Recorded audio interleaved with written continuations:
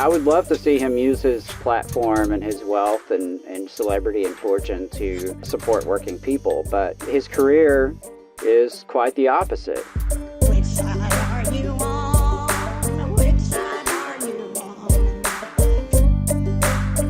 on? This will just be a quick story, Adam. You know that Obama has made a new documentary. He is using his post-presidency to attempt to become a Hollywood star, and the thread of the documentary is ostensibly about analyzing working people, like just taking a look at what working people are doing all day.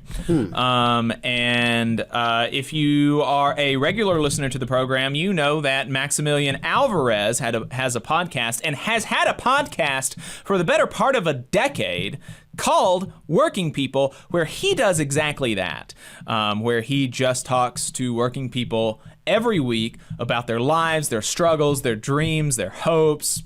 It's really great, and he does it better than Obama, is my opinion. But Obama has been, making some media rounds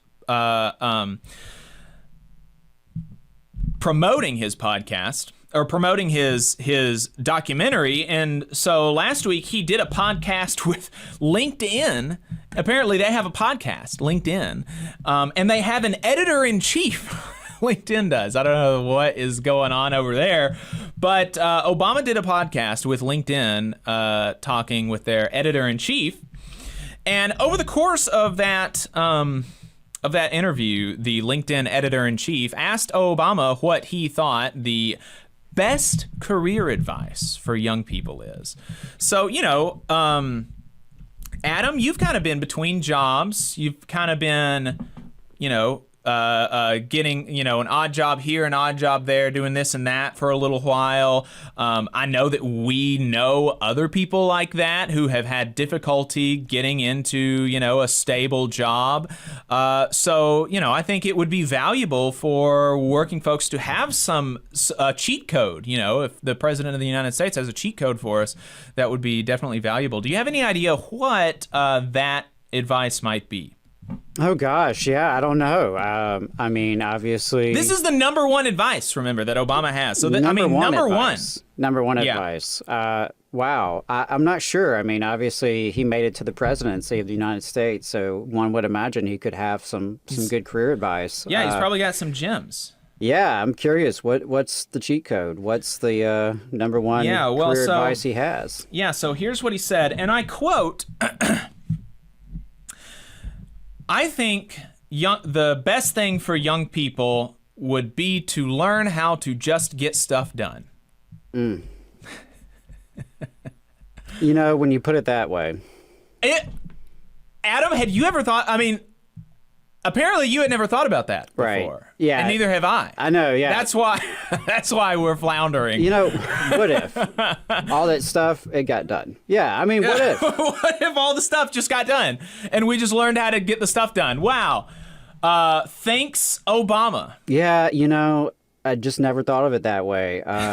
Sometimes it takes a president to tell you that stuff has to get done. Stuff has to get done, and if you do it, then you are better positioned for a career.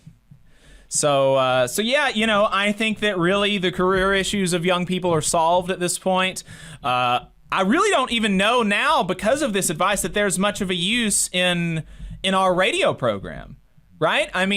Our kind of shtick is like, oh, we're wanting to help make workers help make their lives better. But, with this advice coming from Obama, I don't really know. Yeah, of course, there's the power of collective organization to improve your life and the lives of your coworkers. But you could just go get some stuff done. Right. And who needs that, right? Who needs due process protections on the job, right? Because when you can just get stuff done. If you're just getting stuff done, surely the boss will recognize that and would never, not notice your efforts to get stuff done. Yeah. Surely that would never happen. Surely no one would ever take credit for you getting stuff done. that's not going to happen, right? Right. Obama would have mentioned that He would have, surely. if that was a possibility. Right. Surely, yeah. Yeah, so yeah, I think, Adam, let's cue up the outro music, and we'll refund our advertisers for the remainder of the year, and we can just go home. Yeah. Why try? Why try to make society better? Why respond to global trends like outsourcing and austerity and privatization? Yeah. All those things are just fluff. Yeah. Because if you're just getting stuff done, none of that'll matter, right? It's not as if you're living in a society or anything. Yeah, right. Some folks in the chat, Jacob says, not me, Obama, how can we corporatize this labor movement?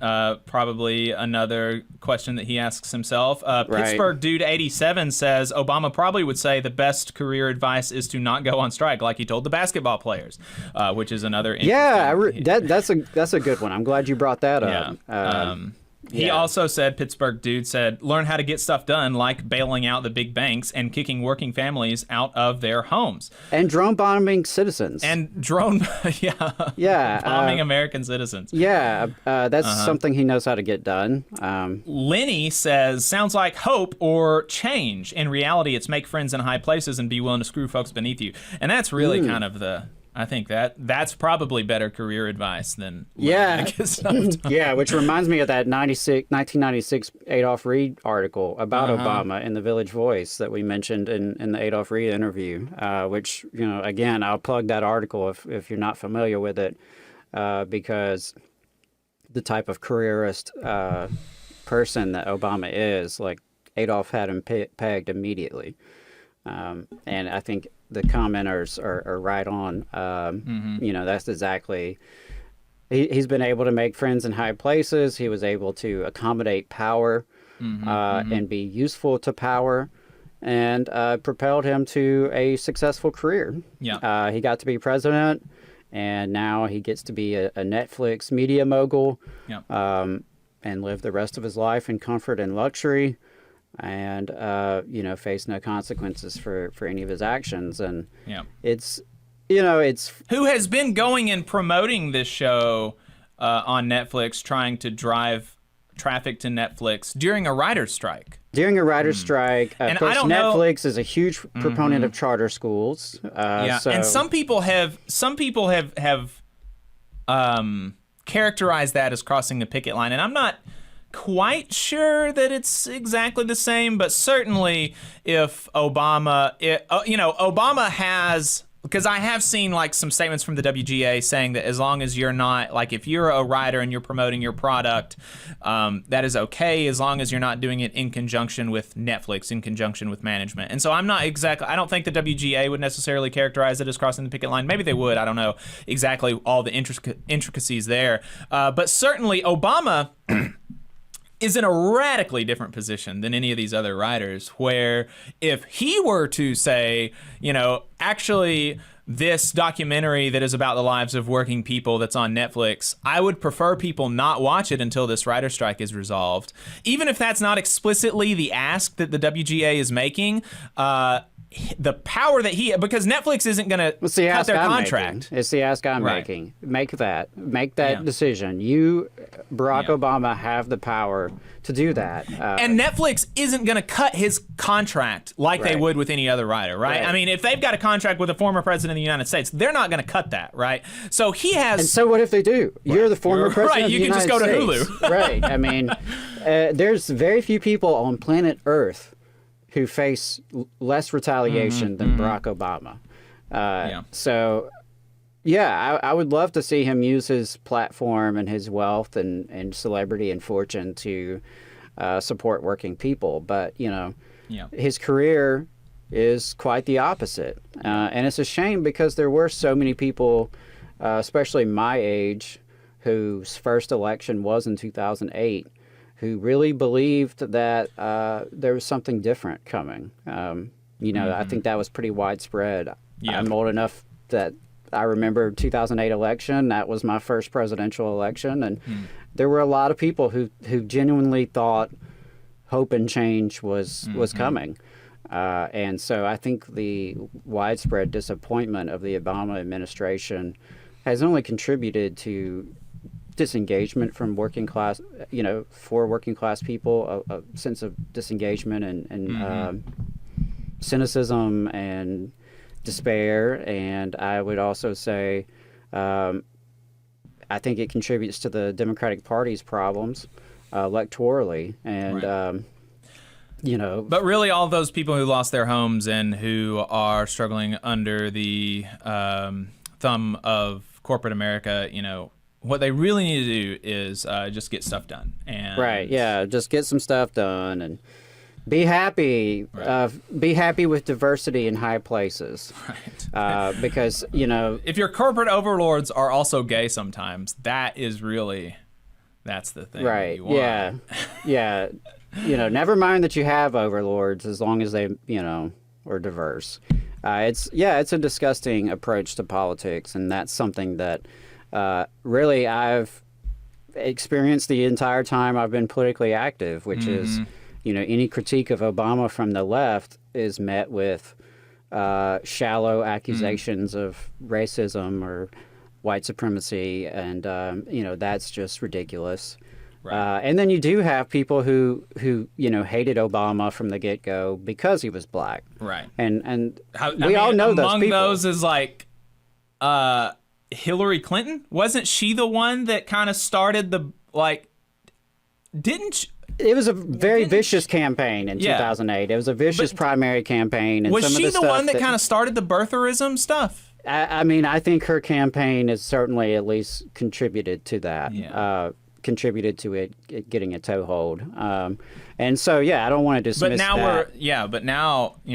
now we're being sexist because we have criticized Hillary Clinton. Right, yeah. Well, and the thing is, it was a massive disappointment because there was a mandate for change in 2008. It didn't happen. It was more corporate neoliberalism, but with a more diverse face. And that has not produced results for the working class in the United States. And as a result, we've seen, unfortunately, some workers have turned to far-right extremist politics in the form of Donald Trump and those type of characters. And then you have a lot of workers who are just disengaged from the process altogether, and completely disenchanted with politics, which is understandable given the fact that, for the last 50 years, essentially, Democrats have mostly betrayed the working class, and Republicans have been pretty adamant about attacking the working class straight up. And, trying to buy off sections of the working class with cultural battles. Yeah. And so it's, I don't know. I just get so frustrated by Barack Obama. And so seeing him, making this turn as a media mogul, that's just a little gross, honestly. I think folks who don't take a real reckoning with the Obama administration and the Obama legacy are really missing the boat, and they are not understanding why we got Trump or why we're facing the issues that we're facing today. And, if you don't want to be honest about that, you're never going to be honest about what we're experiencing now or in the future. Yep. You just saw a clip from the Valley Labor Report. We are live every Saturday morning from 9:30 a.m. till 12:30 p.m. And we pride ourselves on keeping all of our content free to everybody so that we can talk to as many working folks as possible. If you support the work that we're doing, you think that it's important, you think that it's good, then consider making a monthly contribution to the project, and you can do that on our website, tvlr.fm.